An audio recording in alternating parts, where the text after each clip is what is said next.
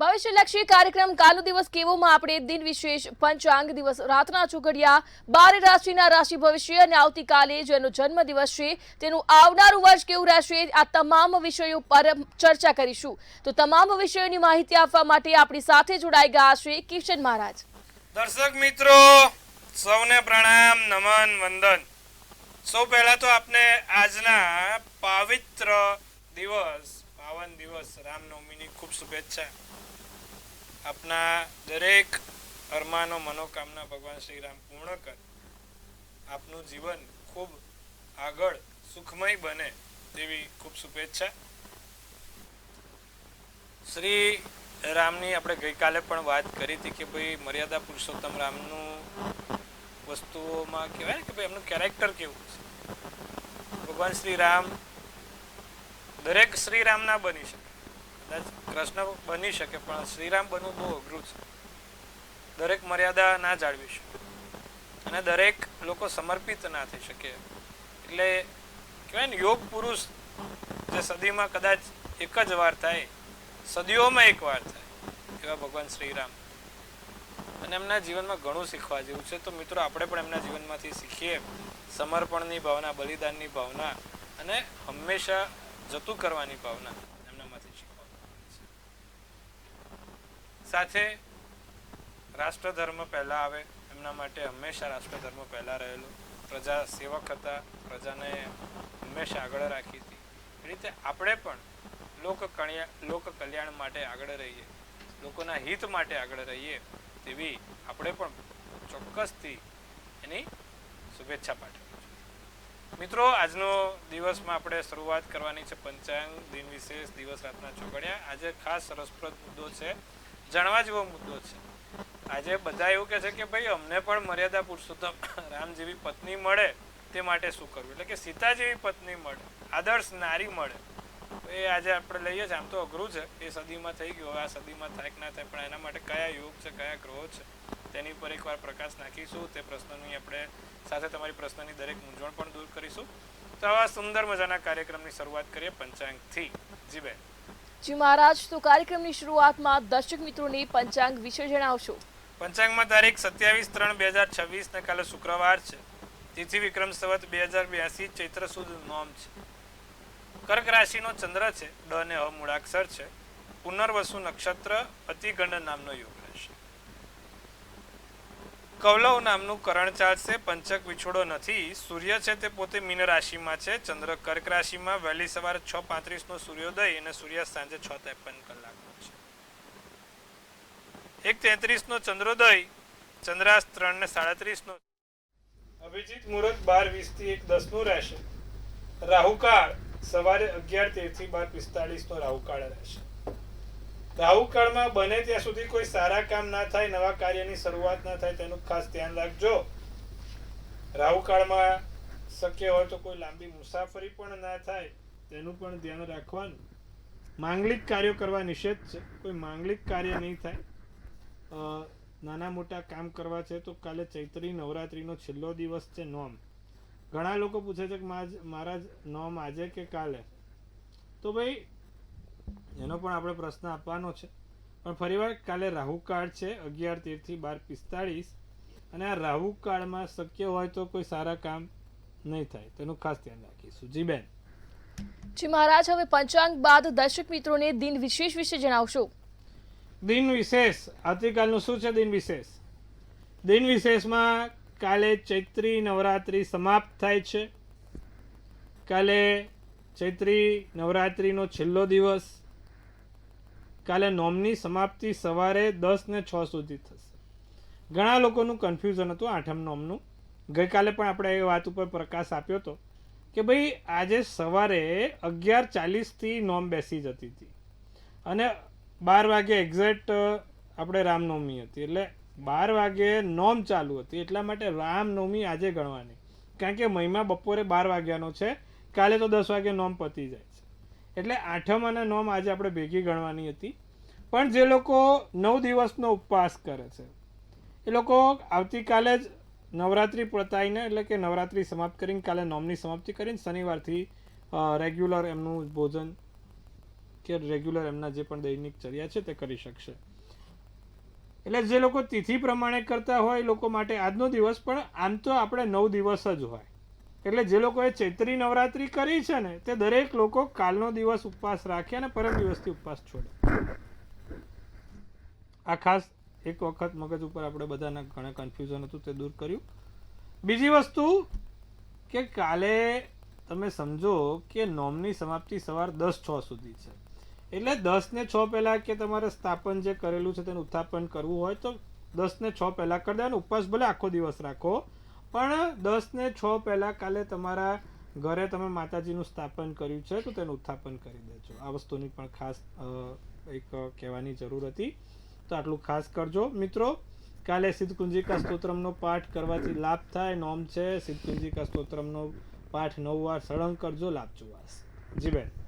જી મહારાજ, તો હવે દર્શક મિત્રોને દિવસ અને રાતના ચોઘડિયા વિશે જણાવશો. દિવસ રાતનું પ્રથમ ચોઘડિયું કાલે વહેલી સવારનું લાભ રહેશે 8:09 થી 9:42. બીજું અમૃત ચોઘડિયું 9:42 થી 11:13. ત્રીજું શુભ ચોઘડિયું 12:45 થી 2:17. 3 ચોઘડિયા, ત્રણે સારા ચોઘડિયા. રાત્રિનું ચોઘડિયું લાભ રહે 9:48 થી 11:16 નું. આ રાત્રિનું ચોઘડિયું છે. હવે ફરીવાર કાલે નોમ છે, નાના મોટા કદાચ કામ કરવા હોય તો થઈ શકે, પણ કોઈ મોટા માંગલિક કાર્ય નહીં થાય, સારા કામ નહીં થાય. તેની ખાસ નોંધ લેજો. નાનું મોટું કદાચ કામ કરવું તો ચોઘડિયા જોઈને આપ્યા છે તે કરી લેજો. રાહુ કાર્ડને બાદ કરતા જે પણ તમને લાગે યોગ્ય લાગે નાનું મોટું કામ તે કરી શકાય એમ છે. જી બેન.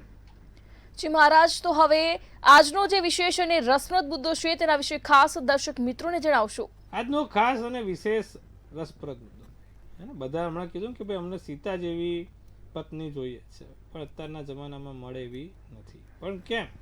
અને સીતા જેવી એટલે કે આદર્શ નારી મળે એવું નથી ના મળે સાહેબ. 1000માં એક તો હોય જ 100%. કારણ કે એ કુંડલી બહુ ઓછી હોય પણ 100% મળી તો જાય જ.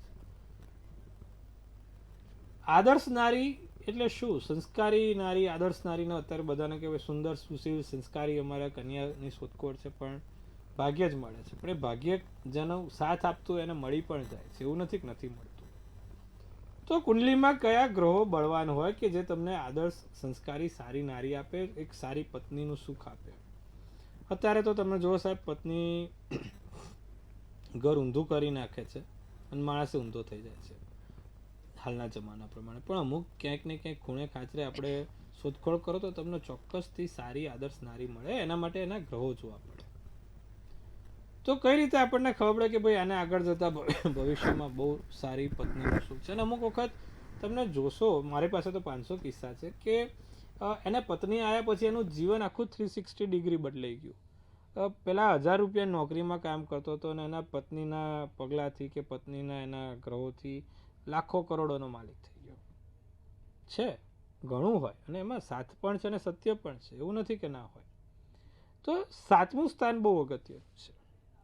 એટલે કે એવું કહેવાય છે, આપણા જ્યોતિષ શાસ્ત્રમાં લખ્યું છે કે લગ્નનો માલિક અને લગ્નના માલિકનો ગ્રહ 7મે બેઠો હોય ને તો એના પત્નીથી ખૂબ મોટા લાભ થાય છે. અને એની પત્ની પણ એને સમજનારી અને એને આદર્શ નારી હોય છે. એના કુટુંબને સાથે રાખીને એને પણ સાથે રાખીને આગળ ચાલનારી હોય છે.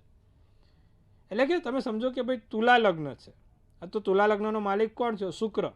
તો તુલા લગ્નનો માલિક શુક્ર, એટલે કે શુક્ર ગ્રહ 7મે છે અને તુલા લગ્ન છે, તો એ જે તે પાત્રને, એટલે આ પત્નીને પણ થાય છે. એવું નથી કે આ પતિ માટે જ હોય. પત્નીને પણ સારો પતિ મળે, અન્ડરસ્ટેન્ડેબલ પતિ મળે, તે માટે પણ આ જ કરવો છે કે લગ્નનો માલિકનો ગ્રહ 7મા સ્થાનમાં બેઠો હોય તો એને પતિનું સુખ બહુ જ હોય છે. એના લગ્ન થયા બાદ 360 ડિગ્રી આખી એની લાઈફ બદલાય છે. વિચાર્યું ના હોય એવું એના જીવનમાં મુકામો હાસિલ કરે છે અને ખૂબ આગળ વધે છે. બીજી વસ્તુ કે ભાઈ 7મા સ્થાનનો માલિક પોતે લગ્નમાં હોય એ તો બરોબર છે, પણ શુક્ર અને ચંદ્ર બંને જોડે 7મા સ્થાનમાં હોય ને તો પણ પત્નીનું સુખ બહુ જ સારું હોય. એટલે કે સમજો કે લગ્નનો માલિક તો બરોબર છે, પણ શુક્ર અને ચંદ્ર બંને 7મા સ્થાનમાં હોય તો પણ એને બહુ જ સારું પતિ કે પત્નીનું સુખ મળે. 7મા સ્થાનમાં શુક્ર ચંદ્ર બહુ સારું ભવિષ્યમાં પાત્ર તમને ગોતી આપે અને પાત્ર જોડે તમારું જીવન બહુ સારું જાય. 7મા સ્થાનમાં ચંદ્ર સ્વગૃહી હોય, ખાલી એકલો ચંદ્ર સ્વગૃહી છે એટલે કે તમે સમજો કર્ક રાશિનો છે, તો પણ એને પત્નીનું સુખ બહુ સારું મળે, આદર્શ પત્ની મળે, સંસ્કારી પત્ની મળે. એટલે આ 3 યોગ કીધા છે. જો તમારી કુંડલીમાં પણ આ 3 યોગ હોય, એટલા માટે જો 10માંથી 3 પોસિબિલિટી થઈ, એટલા માટે અત્યારે તમે જોશો ને તો ભાઈ 10માંથી 3 લગ્ન જીવન સારા ચાલે છે, કારણ કે ગ્રહોની સ્થિતિ જ એવી હોય કે 10માંથી 3 લગ્ન જીવન સુખી હોય, બાકી તો નાનું મોટું ચાલતું જ હોય, ડિસ્ટર્બન્સ વાળું હોય, ફ્રીક્વન્સી મેચ ના થતી હોય. એટલે લગ્નના સુખ માટે 7મું સ્થાન, પ્રથમ સ્થાન પણ એટલું જ જરૂરી, કારણ કે સીધી 7મા સ્થાન પર દ્રષ્ટિ જાય, આ બહુ જરૂરી છે. સારા પતિ પત્નીનું કદાચ 10માંથી 3 છે તો 7 વાળા શું કરશે? રોજ બાખડશે તો નહીં, રોજ ઝઘડશે તો નહીં, તો એ લોકોને સારું થાય તે માટે શું કરવું? તો જો તમારા પણ પતિ પત્ની વચ્ચે નાના મોટા વાદ વિવાદ ચાલી રહ્યા છે, અન્ડરસ્ટેન્ડિંગ લેવલ ઓછું છે, ક્યાંક ને ક્યાંક ફ્રીક્વન્સી મેચ નથી થતી, વાઇબ્રેશન્સ નથી મેચ થતા, તો ભગવાન વિષ્ણુ સહસ્ત્રની નામાવલી, વિષ્ણુ સહસ્ત્ર નામાવલી એટલે કે 1001 ભગવાન વિષ્ણુજીના નામ નિત્યક્રમ કરવાથી તમને લાભ થશે. તમે આટલું કરજો પ્રભુ, ચોક્કસથી લાભ થશે. વિષ્ણુ સહસ્ત્ર નામાવલીમાં બહુ સારો એવો પાવર છે. દરરોજ જે કરો, પતિ પત્નીનું સુખ સારું થાય છે. જે લોકોને કદાચ લગ્નમાં તકરાર છે, છૂટાછેડા સુધી વાત પહોંચે છે, ડિવોર્સ સુધી વાત પહોંચી ગઈ છે, તો આ કરવાથી ચોક્કસથી લાભ થશે. તો આટલું કરશું પ્રભુ, લાભ જોવાશે. જી બેન. જી મહારાજ, તો હવે કાર્યક્રમમાં રાશિ ભવિષ્યની વાત કરીએ તો મેષ, વૃષભ અને મિથુન રાશિના જાતકોનું આવતીકાલનો દિવસ કેવું રહેશે તે જણાવશો. મેષ રાશિને લાભ અને પ્રગતિનો માર્ગ મોકળો રહે, સારું છે. મુસાફરીની ફાયદાકારક તમે અગત્યતા જોઈ શકશો. કામમાં બેદરકારી બિલકુલ ના રાખતા, કામમાં બેદરકારી રાખવાથી ક્યાંક હેરાનગતિ થઈ શકે છે. વેપારમાં ચોકસાઈ રાખવી. લીલો શુભ કલર શુભાંક 8 રહેશે. વૃષભ રાશિની વાત કરીએ તો ધાર્મિક કાર્ય કરવાનું મન થાય, ધાર્મિક પૈસા વપરાય, સમાચાર સારા મળે, જીવનસાથી જોડે દિવસ ખૂબ સારો આનંદમય જાય. વેપારમાં આવક બહુ જ સારી રહેશે. કેસરી શુભ કલર શુભાંક 6 રહેશે. મિથુન રાશિ, મનગમતી વ્યક્તિ સાથે મળવાનું થશે, ધારેલા વ્યક્તિઓ જોડે મળવાનું થાય. ક્યાંક પૈસા ફસાઈ ગયા છે, આર્થિક કટોકટી છે તે દૂર થશે. નોકરી ધંધામાં તમારું સારું રહેશે, વખાણ થાય, લાભ થાય. પાડોશથી, આજુબાજુના લોકોથી તાલમેલથી સારું રહે. તમારા માટે જાંબલી શુભ કલર શુભાંક 2 રહેશે. જી બેન. જી મહારાજ, તો હવે કર્ક, સિંહ અને કન્યા રાશિના જાતકોનું આવતીકાલનો દિવસ કેવું રહેશે તે જણાવશો. કર્ક રાશિ, સ્વાસ્થ્ય સારું રહે, બહુ સારા એવા ફાયદા જોઈ શકો છો. મિત્રો તરફથી સારા એવા લાભ થશે. નાની મોટી કોઈ ભવિષ્યલક્ષી યોજના બનશે. આર્થિક મુશ્કેલી હળવી થતી જોવાય છે. લીલો શુભ કલર શુભાંક 5 રહેશે. સિંહ રાશિ, આળસ છોડીને સારા કામ કરવા પર આગળ વધો. કાર્યસ્થળ ઉપર મહેનત કરવાની જરૂર રહેશે. વેપારમાં અધીરાઈ ટાળો, શાંતિથી ધીરેજથી કામ કરજો, લાભ થશે. આર્થિક રીતે સારા એવા લાભ થઈ શકે. વાદળી શુભ કલર શુભાંક 3. કન્યા રાશિ, આર્થિક સ્થિતિ બગડે નહીં, ખોટા ખર્ચા ના થાય, ખોટું નુકસાન ના થાય તેનું ધ્યાન રાખજો. અતિથિ ઘરે આવવાના યોગ છે, મહેમાન આવવાના યોગ છે. ધીરજ જાળવી રાખજો. કામ કરવું હોય તો 100% ધીરજ જાળવીને કામ કરજો. બિનજરૂરી વાદ વિવાદ ટાળજો. લીલો શુભ કલર શુભાંક 1 રહેશે. જી બેન. જી મહારાજ, તો આપણી સાથે કાર્યક્રમમાં હવે સમસ્યાઓને લઈ દર્શક મિત્રો જોડાઈ ચૂક્યા છે. હલો. હાલો. જી બેન. જન્મ તારીખ 3/1/86. જન્મ સમય? જન્મ સમય બપોરે 3 થી 4 ની વચ્ચે. જન્મ સ્થળ? જન્મ સ્થળ કોલકી. આપની સમસ્યા જણાવશો. ભાઈનો સંબંધ કરવા વિશે પૂછ્યું હતું 2 વર્ષ પહેલા. તો શનિદેવને તેલ ચડાવવાનું કીધું હતું અને પીપળે જળ ચડાવવાનું. તો હજી થયું નથી, વર્ષ દીનું કીધું હતું, તો ક્યારે થશે? બેન, છોકરાને શનિની મહાદશા ચાલે છે અને એની અંતરદશા છે. હવે જો એની અંતરદશા 2028 સુધી ચાલે છે, એટલે 2025ની ફેબ્રુઆરીથી એની દશા ચાલુ છે, 2028 સુધી ચાલવાની છે. એટલે આ સમયની અંદર થઈ જાય. જે કીધું છે નિત્યક્રમ કરાવજો. શનિની મહાદશા અંતરદશામાં એને 2028 સુધીનો સમય છે.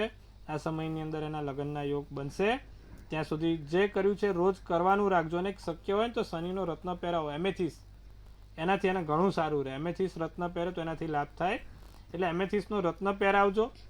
બીજું કે નિત્યક્રમ પ્રમાણે શનિના મંત્ર જાપ કરે, રોજ સાંજે એક શનિની માળા કરે, વરસ સારું થશે, લાભ થઈ જશે અને ચોક્કસથી આગળ જતા લગ્નના યોગ મેળ પડી જશે. જી બેન. જી મહારાજ, આપણી સાથે અન્ય દર્શક મિત્ર પણ જોડાઈ ચૂક્યા છે. હલો. 1890 1890 જી, જન્મ સમય? જન્મ સમય હોદના 4 વાગ્યા આસપાસ. જન્મ સ્થળ? વિસનગર. આપની સમસ્યા જણાવશો? એમને મકાન ક્યારે થશે પોતાનું અને એમના પાછલી જિંદગીમાં કેવું રહેશે? વૃશ્ચિકનો ચંદ્ર, વૃશ્ચિકનું લગ્ન, અનુરાધા નક્ષત્ર, બુધવારનો દિવસ ને 11 છે. હવે એને મંગળ છે, 6થા સ્થાનમાં છે અને મેષ રાશિનો મંગળ છે. મંગળની દશા આવે એટલે એને મેળ પડે.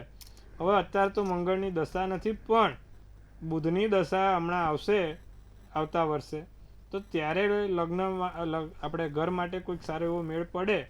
એને એક કામ કરાવજો, દરરોજ જે શક્ય હોય તો ઓમ ક્રાંગ ક્રીંગ ક્રોંગ સ ભોમાય નમઃ મંગળનું યંત્ર લાવવાનું, રોજ લાલ કંકુનો ચાંદલો કરવાનો, ના મંત્ર બોલવાનું. ઓમ ક્રાંગ ક્રીંગ ક્રોંગ સ ભોમાય નમઃના મંત્રનો જાપ કરાવજો, લાભ થશે. આવતા વર્ષ સુધીમાં એના લગ્નના આપણે મકાનના યોગ પ્રબળ બની જશે. જી બેન. જી મહારાજ, તો આપણી સાથે અન્ય દર્શક મિત્ર પણ જોડાઈ ચૂક્યા છે. હલો.